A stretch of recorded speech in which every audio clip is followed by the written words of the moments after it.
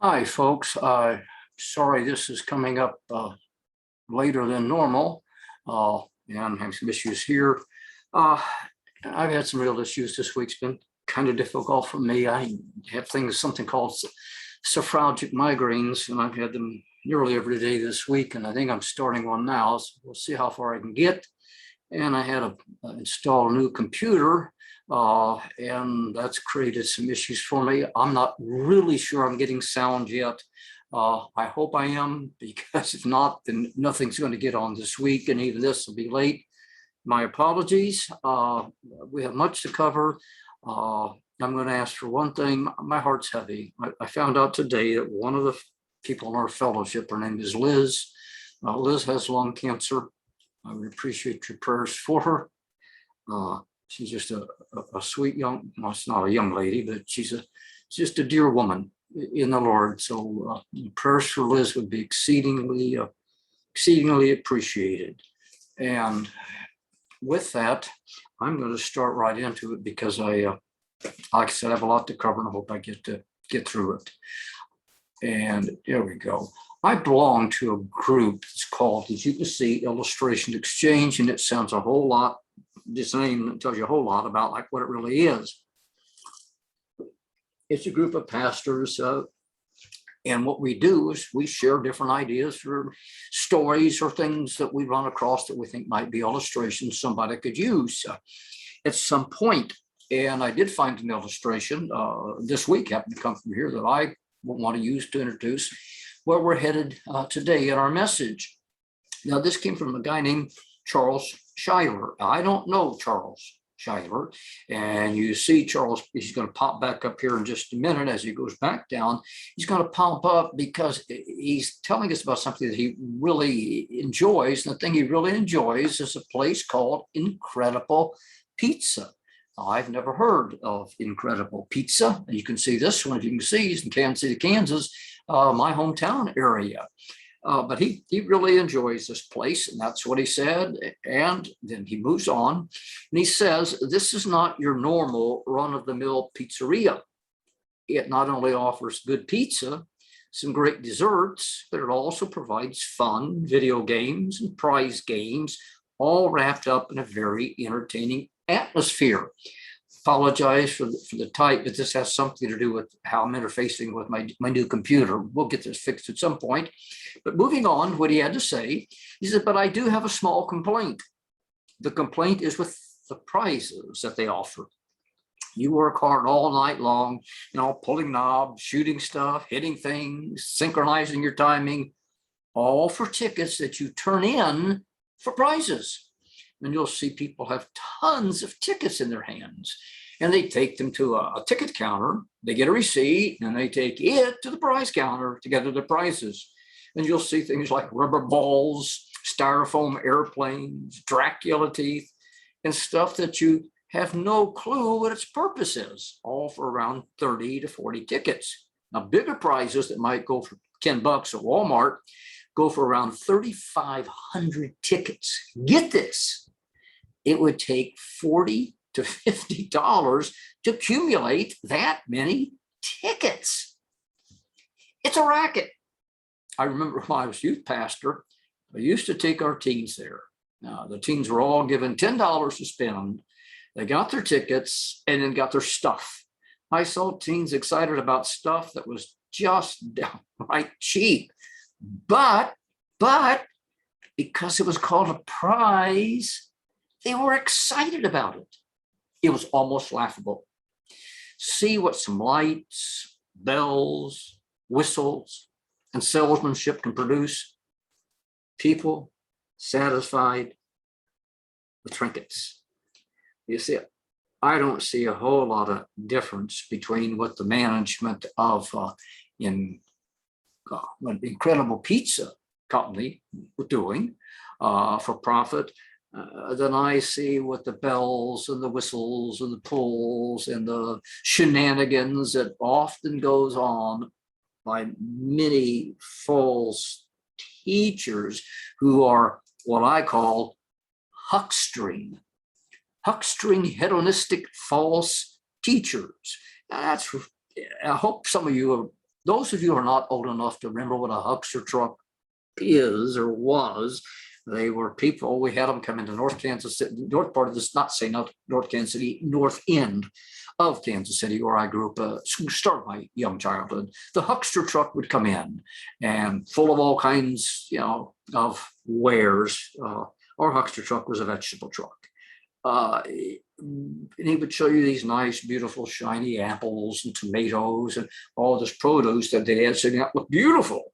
But when you got home and you begin to look at the bag, it wasn't quite so beautiful. It was kind of like a bait and switch stuff, huckstering. That's what we called him. Called him the huckster man with the huckster truck.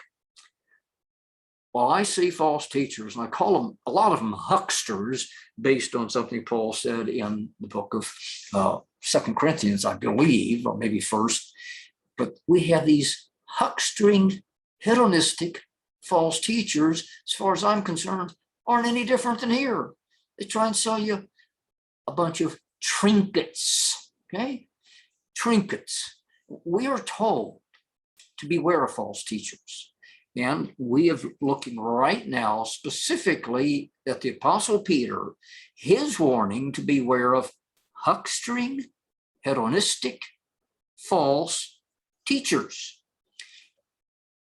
What they're trying to do is to sell us the glitter, if you will, the glitter of the world.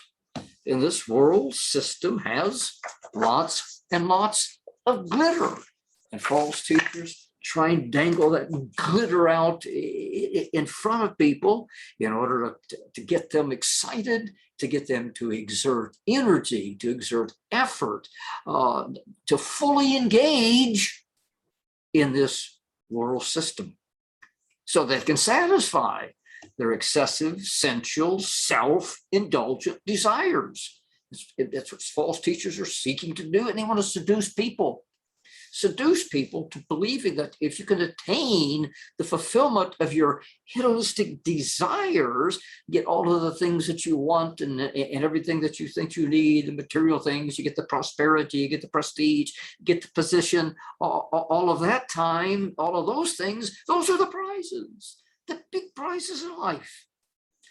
And hundreds of thousands of millions of people, not only in this country, but in other parts of the world, have been led astray and are being led astray by these hedonistic false teachers.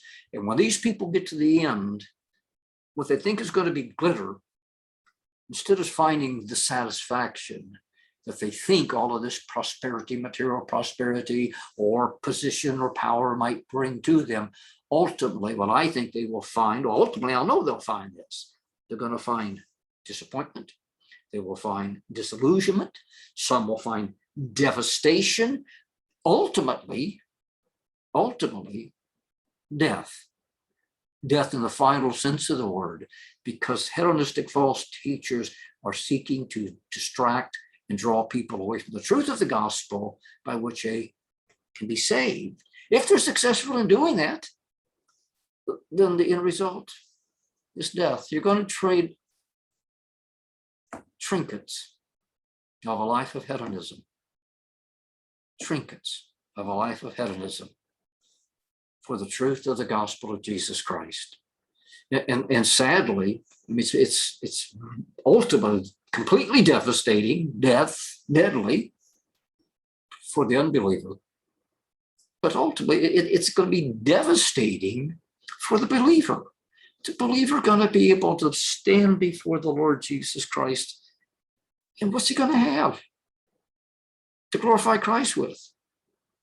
A life full of hedonistic trinkets? If he has fallen victim, or she has fallen victim to a false teacher, and their pursuits are for material things, for prosperity, if their pursuits are for prestige, fame, fortune, position in this world, power, if that's the trinkets that they attain, they will have nothing to bring to the place of Christ for his eternal glory. And how sad that will be. So as we're looking at these warnings to beware of false teachers, and the warning specifically of the apostles Peter and Jude concerning the false teachers, we have come to 2 Peter 2:13. I've been kind of stuck in a place for a reason. We read, and this is my translation, and shall utterly perish in their own corruption. He's referring to the false teachers in verse 12. This phrase, I believe, is what it appears in verse 12. I would have put it like I have with verse 13. And they, that is false teachers, shall utterly perish in their own corruption by being brought into everlasting punishment, suffering harmful payback for harm, because that is what false teaching and false teachers cause. They cause harm for believers and unbelievers. And how? Considering it pleasurable to self-indulge in the daytime. It is that singular phrase that tells me one of the characteristics, one of the traits, one of the aspects of a false teacher, a giveaway, if you will. One of his tells is that he's hedonistic. And the phrase, considering it pleasurable to self-indulge in the daytime, which we have covered, is the phrase that reveals that truth about false teachers. What I realized, because I had not really gone at this in this direction, is the horrific. As I looked at this, and that's what I called it, there's some horrific spiritual effects of hedonism. The faces of these two young people can't express the horror that I see and the horror that I feel in my own being when you understand the spiritual effects that hedonism can have on believers and the ultimate effect on the unbeliever. It's absolutely horrifying. And because that's the case, I said, you know what? People can get upset with the way I teach. I don't really care or how long it takes me to do something. Honestly, I really don't care about that either. What I care about is communicating with the Spirit of God, is communicating to me through His Word. And so I have said in here, this is a subset of teaching inside of this teaching concerning false teachers. And this subset's an important subset dealing basically with one thing: the horrific spiritual effects of hedonism. And it's important we understand that because of the culture, and I'll get in that next week, the culture we live in. So we're looking at some of the results of hedonism for false teachers. And I do feel for false teachers. I want them, I pray for them. I want them to become to a place of repentance concerning their error and their teaching, and to follow Christ. And I'm more concerned for their followers, because here's some of the things that can result. We got through 5, now I'm here at 6. Hedonism. Understand this about hedonism. Hedonism can bring you, if you get trapped in this web of hedonism of false teachers, it can bring you into friendship with the world system. It's an awful thing. James 4:1-4. I mean, absolutely awful things.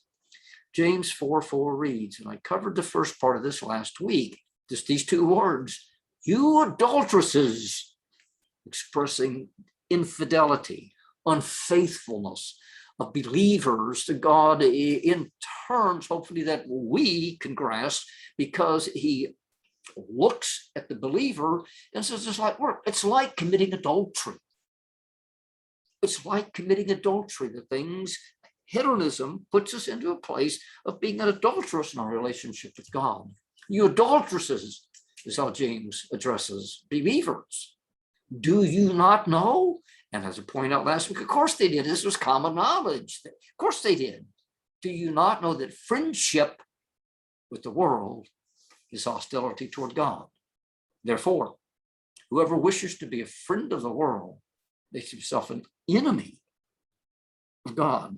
I would tell you to read James 4:4 over and over and over, and meditate and ponder this verse that we're going to be going through. I'm just going to get to here. Friendship with the world. With the world. What is it? That's hostility toward God. Well, what does that mean? Well, the result, therefore, whoever wishes to be a friend of the world is what? makes himself an enemy of God. Explain to me how any believer could want to project hostility toward God. But it's possible.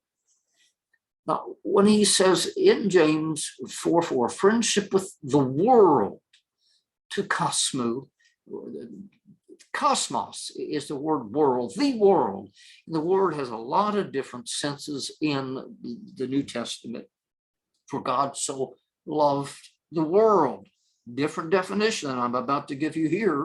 When it says God so loved the world, he's talking about humanity, mankind. And that's what the word world means there. For God so loved the world. And then we are told, don't love the world. Well, wait, oops, I dropped me. So what in the world do you mean by the world? If God loved it, we're not supposed to. Kind of confusing?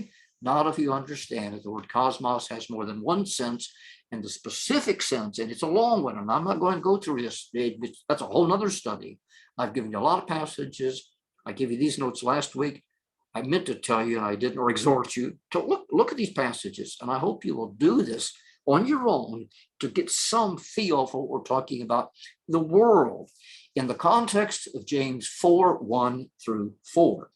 In this context, the words the world denote the sum total of Satan's kingdom and his cleverly deceptive, well-arranged, sly system of influence in and on this sin-corrupted planet, which at any time holds sway over the prevailing thinking, philosophies, wisdom, goals, dreams, desires, axioms, if you want to put it up there, of unbelieving human beings who are alienated from God and hostile to God and the people of God, which is under the control of Satan, and it seeks to distract this world system and occupy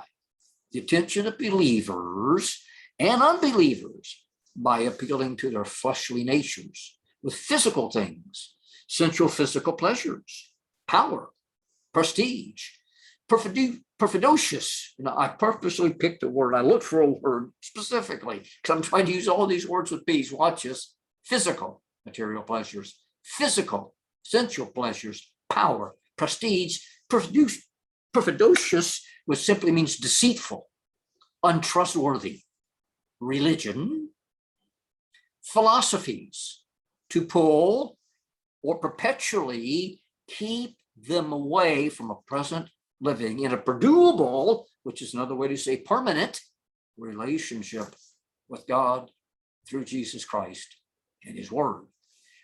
All of that is contained in the words friendship with the world. When he talks about the world, this is what he's talking about. He's not talking about the dirt. He's not talking about the trees. He's not talking about the plants. He's not talking about the atmosphere, the animals. He's not talking about humanity. He is talking about this, what I call world system. All I'm going to do, because again, cosmos, this is a whole study all by itself. Take the time, look at the notes, and hopefully I don't have too many typographical errors, which I'm pretty good at making. Hopefully there won't be too many. And you can see as you go to those passages, passage by passage, how those fit into where I extrapolated, I pull from those passages the statements you're seeing in front of them. Now I'm going to look at just 5 of the primary truths concerning the Greek word cosmos, world, and its sense in James 4:4. 1, the word cosmos can be used to mean the sum total. And I mean the sum total. We talk about everything in this whole system, the sum total of Satan's, I call it Satan's well-arranged system. It's a well-arranged system. And again, I apologize for the pixelation. and I will be working on that with this new computer. But I want you to see that the word cosmos, the word world, can mean sum total. And this comes from a Greek English lexicon of the New Testament based on semantic domains by Iliad. Quote, a figurative extension of meaning of cosmos, world, universe, a great sum of something, implying an almost incredible totality. And then he gives an expression, a world of, okay, a tremendous amount of. Now, fortunately, we use the word a world of in the sense of a great sum of something. I'm sure you've heard this expression, and you're in a world of trouble. Well, what do you mean a world of trouble? A whole lot, a whole bunch, okay? Incredible totality of something. Here's another. This comes from Colin Brown's The New International Dictionary of the New Testament. And he says, in Greek philosophy, cosmos is the basic term for the world order. And notice he uses, these are the words that I've already used, the world system, the sum total of things preserved by this ordering. So the sum total of this world system, think sum total. That's the sense of the word. And here's the one place in the New Testament where I can show you that sense of the word. It says, and the tongue in James 3:6, and the tongue is a fire, a world of iniquity. You betcha it's a boatload of sin comes from the tongue. A whole bunch of sin from the tongue. You almost can take, not quite, because there are middle attitude sins, but you can take almost all sin, and shove it into the tongue. And the tongue is a fire, what? A world of, denoting that a sum total of iniquity. So is the tongue among our members, that it defileth our whole body, and setteth on fire the course of nature, and is set on fire of hell. Okay. That's what he says. So one, the word cosmos, world, can be used to mean the sum total. And I think it's exactly what the word means in this context. He's talking about the sum total. Well, of what? That's the next part. It is a sum total of Satan's well-arranged system. Okay? The sum total of Satan's well-arranged system. The scriptures reveal that this present world is in the control of Satan. Now, you got to, this other statement, underscore and keep it, and don't ever lose track of this. The scriptures reveal that this present world is in the control of Satan by the permission, limits, and oversight of God.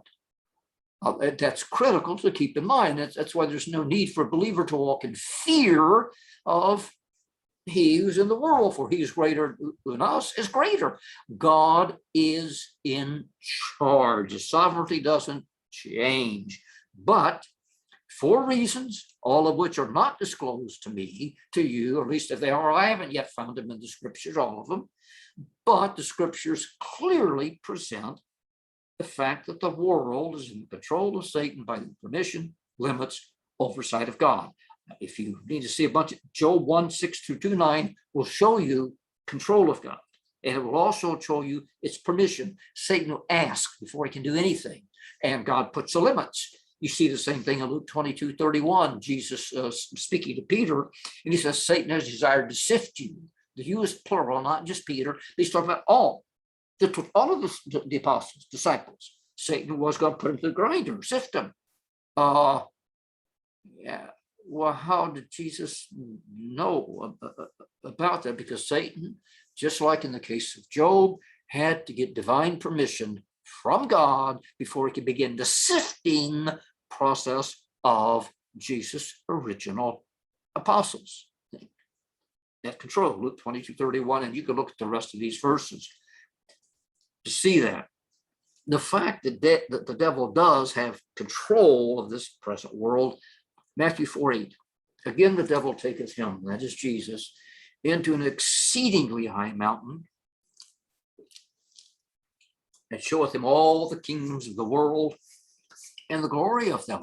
And then verse 9, and saith unto him, all these things, what things will I give you? All these things, that is, all of the kingdoms of the world, all of the honor, all of the prestige, all of the power, all of the position, everything that comes, I will give to thee, if thou wilt fall down and worship me. Jesus' response tells me a lot. He doesn't say, baloney, you can't do that. They're not yours to give. He doesn't challenge Satan's right to give all of these things. Instead, Jesus' response is, I guess I didn't put it. His response is that the scripture teaches, thou shalt worship the Lord thy God and the Lord thy God only, and he tells him to take a hike. But he does not say it's not yours to give, because it is his to give. Look, here's another. 1 John 5:19, I call it the B part of the verse, tells us the whole world. Now, he's not talking about the planet again. He's not about that sphere that we see hanging in outer space, controlled by gravity, by the pull of the sun, rather by the pull of the sun's gravity on us. And we move like we're supposed to, as God designs. He's not talking about the ball. He's talking about this world system. And the whole world lieth in the evil one. That's what 1 John 5:19 says. And John 14:30, John 16:11 says, the prince, or in your text, the ruler of the world. Revelation 12:9, Satan who deceiveth the whole world. What? He can. When he says he's the prince or the ruler, I pointed out the word archon. Archon literally means one who has eminence in a ruling capacity. He is ruler, lord, prince, or definitions that Art and Gingrich give in their lexicon. I would use the word ruler. He is the articulate, the ruler of the world. And again, under God's control, within the limits God has permitted. Jesus says in John 16:11, I will not speak much more with you, for the ruler of the world is come, and he has nothing in me. John 16:11, the ruler, the archon of the world that he is referring to is Satan. We read in 1 John chapter 5, and we know this here, we know for a surety, as certain as a human being could possibly know. That's a sense of oida here, and I love it. We know as sure as human beings can know that we're of God.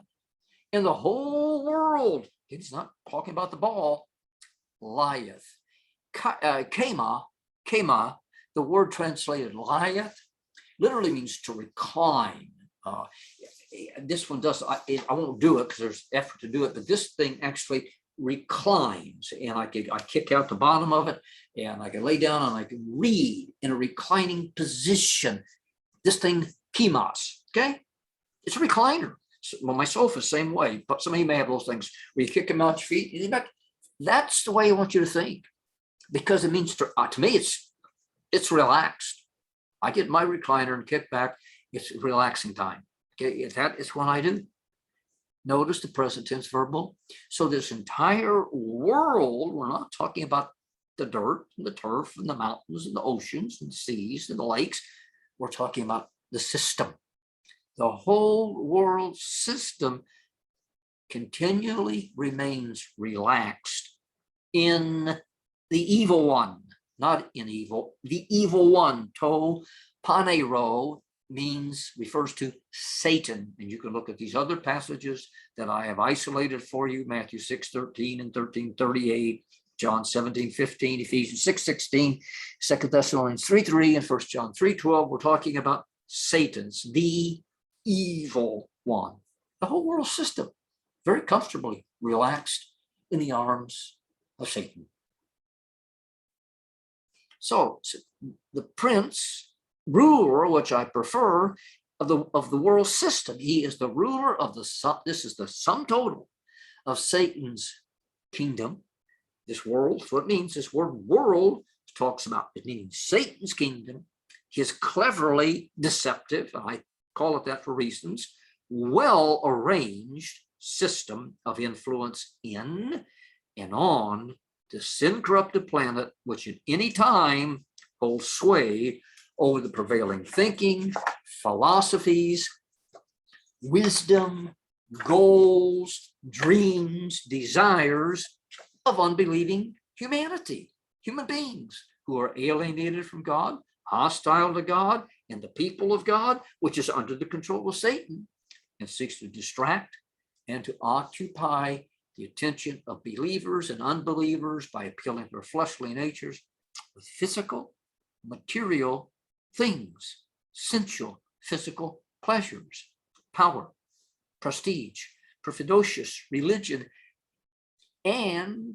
to, or perpetually draw them away, keep them from a present living and a permanent living relationship with God through Jesus Christ and his word. That's what we're talking about when you have friendship. This is what you're having. This is what somebody who has friendship with the world, this is what they're having friendship with Satan's well-arranged deceptive system, which makes this incorrupted world system look attractive, look appealing. The first time I went to Las Vegas, which is 13 years ago, I'd never seen so much neon in all my life. I'll tell you what I have this kind of oddball thinking mind anyway. But I looked and said, look, that's the sin nature neon. And it's there. It appeals to you in every way possible. Boy, at that time, I mean, every way possible. Food was cheap, so you gluttonous. You could just eat until it ran out of your ears and nose. Great food, cheap. Of course, gambling, plenty of it. Take your money here, there. All of the things that are very attractive to the sin nature, they were all available, well arranged, deceptive. And that's what this world system is. It's Satan's well-arranged deceptive system, which makes a sin-corrupted world system look attractive, look appealing. And I hope you'll look up the verses that I have. I'm going to only show you one or so of these, okay? I'm going to do this. I'm going to show you that cosmos, this world system that denotes that which making something attractive. This comes from the Iliad by Homer. Book 14 at 159, that's the line. It says, then she took thought. She took thought. The oxide, that's supposed to be a compliment, folks. The oxide, queenly Hera. The queenly Hera, this is in Greek mythology, that's where Hera comes from. This is a statue, beautiful carving of Hera. This is some artist drawing, depicting of this lovely young Greek goddess. She was in Greek mythology the wife of Zeus. We all remember who Zeus is. He's the god of thunder and lightning, and the Olympian pantheon of gods. He's the number one god. He's the big kahuna. And Hera was married to him. And if you know anything about Greek mythology, that Zeus wasn't a man of great, a god of great fidelity. There's lots of whatever going on. There shouldn't have been with Zeus. When I use the word pantheon, it refers to these dozen gods made up the Greek pantheon that lives supposedly up on Mount Olympus. But so this is the Queen Hera. That's who we're talking about. She was married to Zeus. Okay, back to the quote. Then she took thought, the oxide queenly Hera, how she might beguile the mind of Zeus that beareth the aegis. Now she wanted to beguile him for a reason, because he was sleeping around on her, that beareth the aegis. What the aegis is, there's two In Greek mythology, you get two explanations, and maybe both might be correct. One, it referred to his shield, that this was the shield of Zeus that he had when he went to battle, and that when he went in to war. And the other was that it was an armament. And here it is on this statue, if you think like a vest that went on her. So this is what, excuse me, Hera was, she wanted to be able to get that because, and I forget which goddess, but my notes are a mess because of this new computer. So they're about half there, half gone. And I'm not that up on mythology. If I go backwards, I can tell you which one I'm sure of the goddesses that she was referring to. If we back up to how far back you got to go? I had that pantheon just a minute ago. I'm in a mess here, so I'm just going to go. Really, I'm in a mess. I shouldn't have done this at all. Okay, how do I go backwards with this? Previous, I've made a mess, and now I'm going to have to, and I'm going to run out of time. Come on, previous again. I wanted to go back because I'm trying to find the goddess that, then I'll start all over once I unscramble my mess that I've been in with this. Okay, keep going backwards. I got it getting close. And one more back. That get me there. Then I can move forward. Yes, to Athena. That Zeus in this thing that we're dealing with, this little story here, had given Athena his yes, and Hera, his wife, she wanted it. So here's what she's after. Then she took thought, the ox-eyed queenly Hera, how she might beguile the mind of Zeus, the beareth the aegis, either the shield or the vestment here that serve like armor, that beareth the Zeus, and this plan seemed to her mind the best, to go to Ida when she had beauteously adorned her person. Now, this is what Hera is doing. She's beauteously adorning her person. If so be he might desire to lay by her side and embrace her body in love, and she might shed a warm and gentle sleep upon his eyes and his cunning mind. And with the veil over all, did the bright goddess Hera veil herself a fair veil, all glistening and white was it as the sun, and beneath her shining feet she bound her fair sandals. But when she had decked her body with all cosmos, and cosmos is translated here adornment. This adornment, this was the things she put to help pull herself together, to arrange the way that she looked, to be orderly and as attractive, as beautiful as is possible. She went forth from her chamber, calling to Aphrodite. Translation by A.T. Murray. The word adornment, cosmos, is the word world. The cosmos is that which makes something attractive, that which makes something beautiful. We get a word from cosmos. Women use them. Men are starting to use cosmos. The word cosmetics. Cosmetics. And why do women use cosmetics? Well, they pull themselves together with cosmetics. They adorn themselves. And so in here in Jeremiah 4:30, to see the cosmos denote adorning, making something attractive. And when thou, God is speaking to the people of Israel, are spoiled, what will you do? Thou that closest thyself with crimson, thou that deckest thee with ornaments, cosmos. That's how the Septuagint translates this, cosmos. Ornaments of gold. And what are they for? Things like earrings, necklaces, bracelets, things, belts, something that would add to make you more attractive, more appealing. They're called cosmos. Though thou enlargest thine eyes with paint, putting on mascara, eyeliner, Why? Why do women do that? Because they look better. Okay? It does. In vain shall thou make thyself fair, to make thyself beautiful. That's the idea. Well, how do you make yourself beautiful? With cosmos, with mascara, eye adornment. Thy lovers will despise thee. They will seek thy life.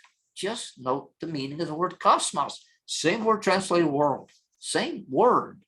So the ornaments in the Septuagint, said that's the Greek word cosmos, used to translate the Hebrew word yafa. The Hebrew word is in the hispeo stem, expressing that this is reflexive action. Okay? They are doing these things to make themselves appealing. They're doing these things to make themselves attractive. They are doing these things to make themselves beautiful.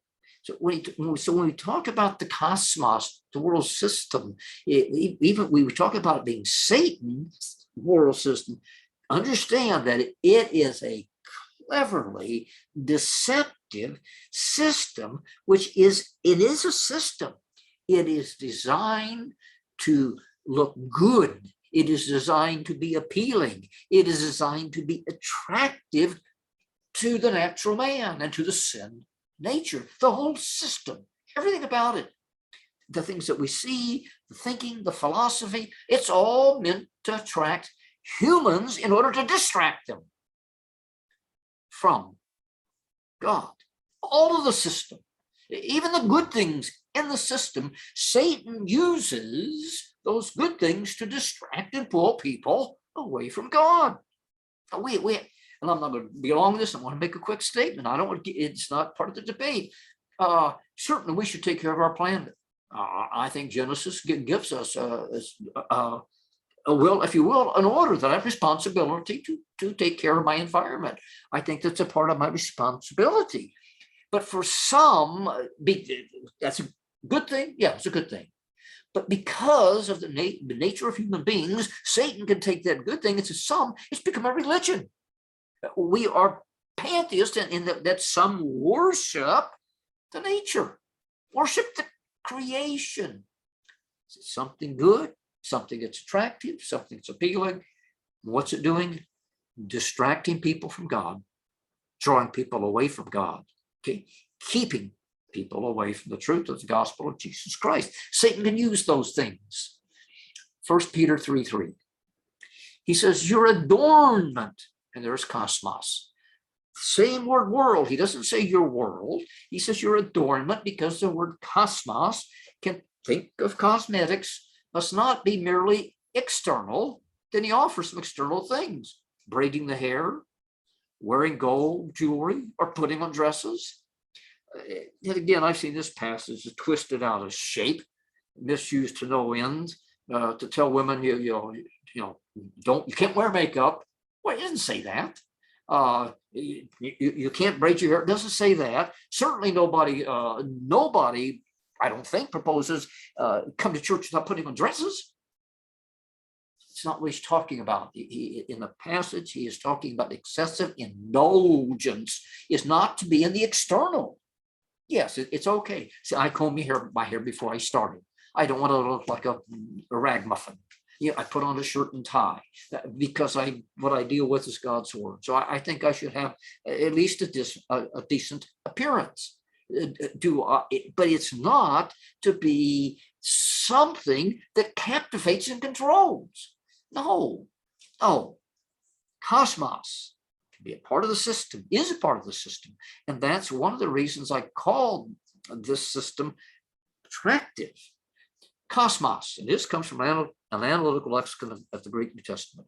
Cosmos, basically something well arranged.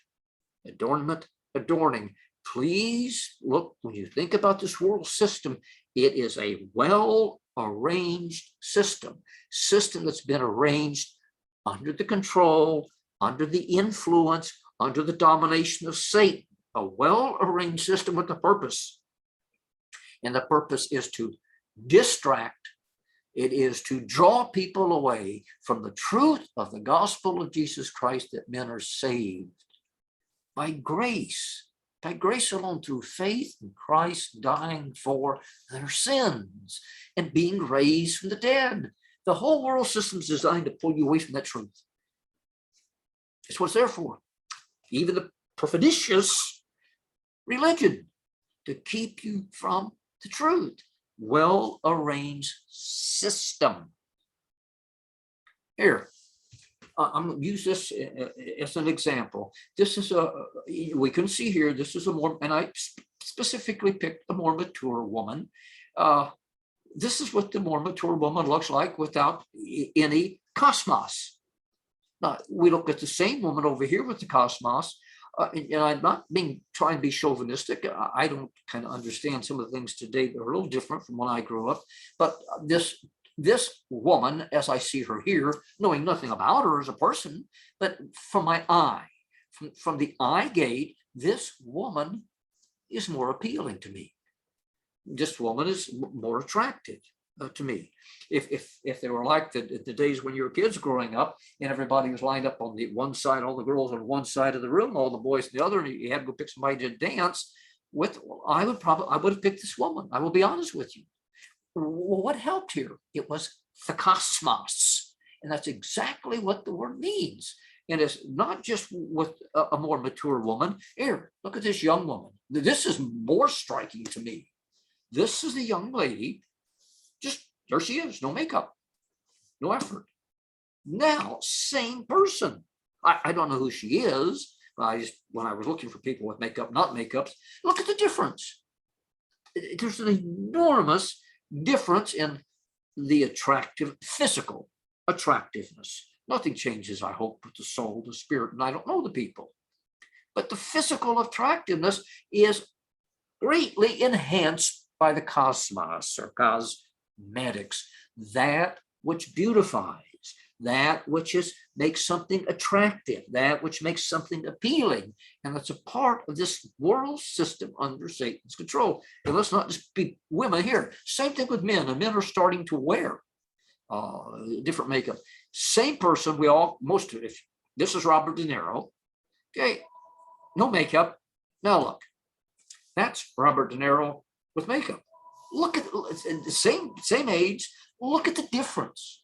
Now, again, I don't know what appeals. Women are a little bit different than men, but looking at him, this guy looks better. This guy doesn't look as old. He looks nicer. That's cosmos. That's what it does. It makes things more attractive. So the word world, that's the word we're looking at. World can be used to express the thought of making someone or something beautiful, appealing, attractive. Along with that, it conveys the idea of order and arrangement. So when I talk about this being Satan's world system, I'm talking about this cleverly deceptive system, which he has made attractive, which he has made appealing to, and which is in an orderly fashion. It's an arranged system, goal and purpose in mind. That the word can denote the idea of order, system. The Bibliotheological Lexicon of the New Testament by Kramer. The first meaning he gives to cosmos here, order, synonymous with taxis. Taxis literally means fixed succession or order. And then he cites, and I'm going to show you this from Herodotus, without order, as opposed to akosmia, that negates it, disorder. And he's citing that this shows up in Plato and some other places. Tells me it's used metaphorically in Herodotus, which is good, to denote legal order, constitution, etc. Cosmos means order, and this is why I've called it in my definition. Here's another. This is the Greek and English Lexicon of the New Testament by A.T. Bloomfield. Dr. Bloomfield says, as far as cosmos, order, implying orderly disposition, arrangement. So we're dealing with something that is orderly. And here is the word, and it's used in the Odysseys by Homer. So I can go look outside I can go to some of the same sources lexicons are, and I do. I want to see the word for myself. Does it really have that sense? Here's cosmos used in the Odyssey by Homer. Then for Odysseus, they spread a rug and a linen sheet on the deck of the hollow ship at the stern, that he might sleep soundly. And he too went aboard and laid him down in silence. Then they sat down on the benches, each in order. Now that's the translation given here, each in order. Cosmos is the word order. Now I want to show you a little something about this ship. And I think will help you understand and sense why we're talking about something that is organized, well ordered. This is we got called I don't know, a carving. This is in from that time period, carved into a rock. This is a Phoenician ship, which in Odysseys, Homer's Odysseys, this is where he was, the kind of ship. This is into a rock. Well, somebody built this model, through this model, and somebody has built ones like it. This is a model of a merchant, and that's the kind of ship Odysseus was on, of a, started to call him Syrian, of a, oh good grief, from Lebanon, the Phoenicians, wake up, of a Phoenician merchant ship. And the Phoenicians, great merchants, and you can see down in here they have all those places for storing cargo and all of these things. These are down here. Down underneath here, you can't see on this one, but there's places for oars and all that. And I'll show you in a minute. When I talked about Odysseus laying down, he's up here on the upper deck. Okay, I've got cutaways from this. So now we're going to go to another one. Now I'll move the deck off the top, so you can see when he says, then they sit down on the benches, each in cosmos, order. They are referring to the rowers. Look how they are seated. They're seated in benches, and notice that they're seated in an order. And I tried to find if there's any kind of order due to of size of men or anything else. I couldn't, but what I can see and know, the order is set so when they row, they're far enough apart. This man sitting here does not come back into this man. This man's oars will not touch these oars. All of these guys can row in order because they're seated in cosmos. There's an orderly arrangement to the seating of the oarsmen so that they're able to move the ship properly. And if I showed you a warship, these guys are double-decked, incredible. It really neat stuff to study, but I just wanted you to see, here's what order means. An orderly system. And then he goes on and loosed the hawser from the pierced stone, a hawser like a real thick rope, just keeping it tied. And as soon as they leaned back and tossed the brine with their own oar blades, sweet sleep fell upon his eyes. You see the oars ship. The oarsmen are sitting in cosmos, well arranged order. And we have to think about this world, and they call it a system. It's a well-arranged order. And again, a Greek-English lexicon of the New Testament, Art and Gingrich, say this of cosmos, condition of orderliness, orderly arrangement. You cannot think of this world system and think it's some kind of chaotic mess. Sometimes it looks like it's chaos, but it is an orderly system. It's a I think, cleverly deceptive and well-arranged system by Satan, to keep what he's trying to do, which is distract and keep people from God. Here's another from the Odysseys. These again had a leader, Menestheus, the son of Petas. Like unto him was none other man upon the face of the earth. For the marshalling, the word marshalling, cosmos. Marshalling literally means the arranging of, setting in orderly arrangement for battle. Notice again, cosmos, something that's in an orderly arrangement. So for the marshaling of chariots and of warriors that bear the shield. This comes from Homer's the Iliad here. These are Greek troops. They are cosmos. Notice they're aligned in an orderly arrangement with their shields, and they're ready to go to battle. That's why he calls it marshaling. They are cosmos, placed in order. And he said the same thing of chariots, Cosmos, the chariots are arranged for attack. Notice these spear-like things. Now these are something else. These are fighting these warfares, and a lot of different people think. But see, there was order. There was order. Then it wasn't chaos in a little battlefield. They went out in it. There was an orderly arrangement. Cosmos. That's our word. So the world, the cosmos, in short, in James 4:4, is well arranged and made to look attractive, appealing, and alluring. We need to be aware of this. It's well arranged, made to look attractive, appealing, alluring, and hedonistic teachers are going to try and suck you into, and it's attractive. I call it this. I should have stuck a magnet in here, but it's not pretty. Reason I should have stuck a magnet in here. I think about the world system.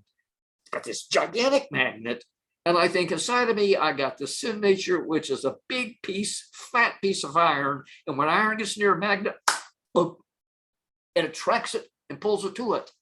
And that's what the world system of Satan is meant to do. The word world may be used to convey the idea of a system. And you can see that in these passages, the idea of a system.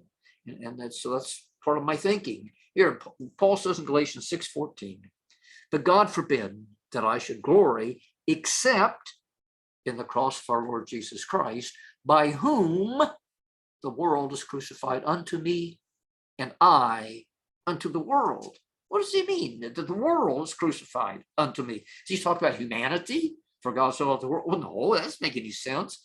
The world, is he talking about planet Earth? Does that mean? Well, no.